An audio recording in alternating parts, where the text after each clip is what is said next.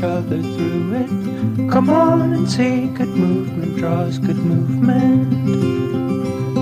Welcome to Good Movement Draws Good Movement, the podcast where farmers, ranchers, and rural folks can grow relationally through awareness, understanding, and effective communication. Hey, it's T. I'm your host, and I, along with my guests, will be covering topics related to drawing good movement. Things like self and social awareness, brain science, positive psychology, extending grace, and so much more. We'll share tools that can help you understand why you are the way you are, why others are the way they are, and how you can use that to step out of self-told lies with grace and compassion to draw good movement in conversations, relationships, and life in rural America. Let's go draw good movement. Welcome back to the Good Movement Draws Good Movement podcast. I recently shared a meme on Instagram that said, "You can't hurt my feelings. I work with my dad, spouse, family. Isn't the flex you think it is?"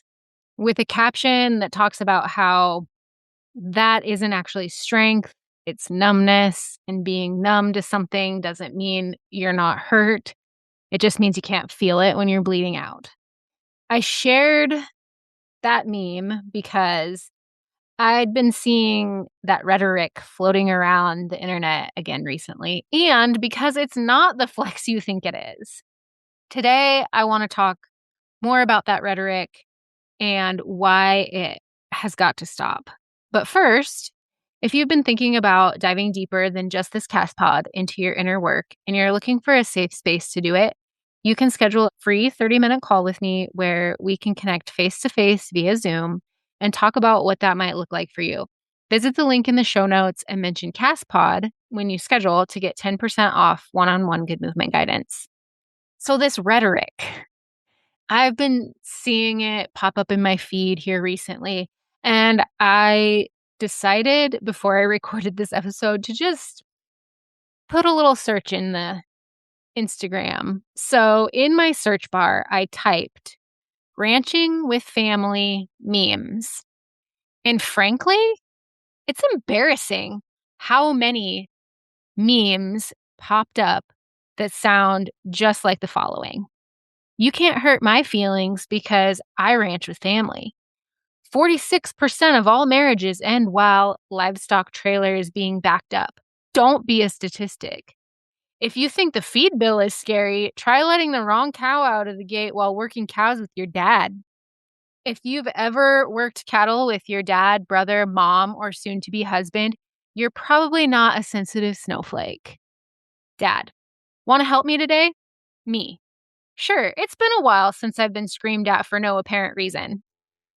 The vast majority of what came up were memes just like this, or reels that had this similar theme. I mean, there were some that were like cool, like about raising kids and in agriculture, and those were nice because that is not what the majority were. And it's crazy to me that we've normalized yelling at and verbally abusing each other as we work together on farms and ranches. We joke about it on the internet like it's no big deal. And then we're completely shocked when kids don't want to come back to the operation, or worse, when a member of the community dies by suicide. This is a big deal. It is a big deal. And these memes are not the flex we think they are. Like I said in the caption of the meme I shared, and like I've said before on this cast pod, downplaying and joking about this isn't strength. It's not. It's numbness. And when you're numb, it doesn't mean you're not hurt. It just means you can't feel it when you're bleeding out. It doesn't mean you're not affected. It just means you don't know that you are. You're totally oblivious to how this affects you. But it is affecting you.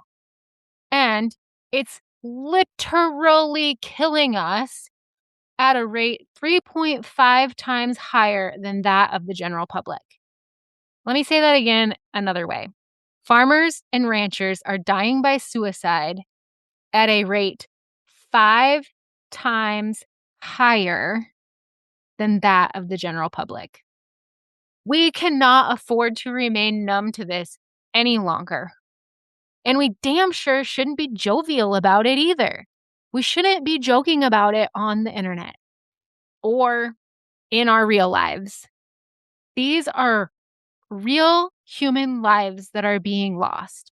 And listen, I know there's a lot of nuance that I'm leaving out here. And I also am fully aware that I don't know all the reasons that someone might choose to end their own life. But what I do know is that the type of criticism, yelling, shaming that we joke about is not helping. It's not helping. Operations are also being lost. A while back, I received the following comment on something that I had posted. It reads like this: so many farms and ranches are being sold to big corporations because the kids are grown and gone with no desire to stay and take over the place. It's a sad day every time an old place sells out. It is sad every time a place sells out. It is sad.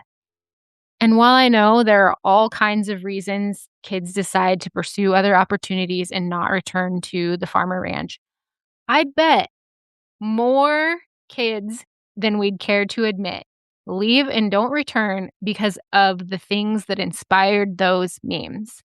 The yelling, the screaming, the being verbally berated.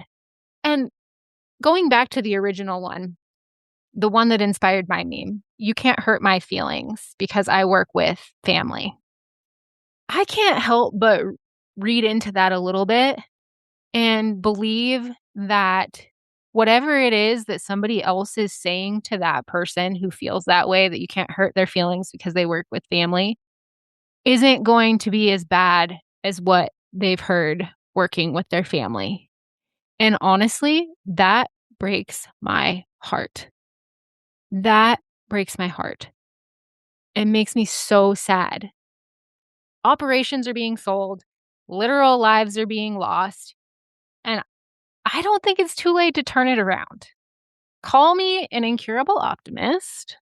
I have been called that before by Tom. But I truly, in my heart of hearts, believe there's so much we can do to change the culture, to reverse this rhetoric.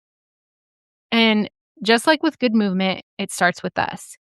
We have to wake up from the numbness. That starts with being honest with ourselves about what we're actually feeling instead of dosing ourselves with our emotional Novocaine of choice, i.e., bright-siding everything, scrolling socials, shopping, eating, partaking in other substances, or whatever other mode of numbing you choose to use. Once we can feel again, we have the ability to use the information those feelings are providing us and set some boundaries surrounding how we allow people to talk to us. Maybe we speak up and call out harmful behavior when we see it. Another really cool thing that happens when we can be honest about our own feelings and learn to sit with them is that we grow our capacity to hold space for others and their feelings.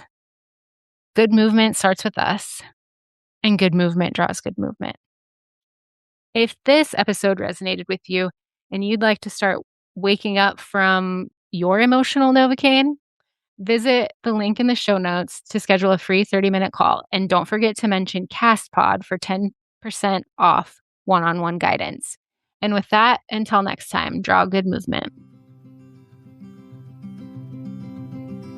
Thanks so much for tuning in. I'm so grateful for you. If you found value in this episode, I'd love for you to share with others who might also benefit from tuning in. Share by word of mouth, send it in a text, take a screenshot and post it on social media, or share however you prefer. And if you haven't already, hit the follow or subscribe button so you never miss an episode.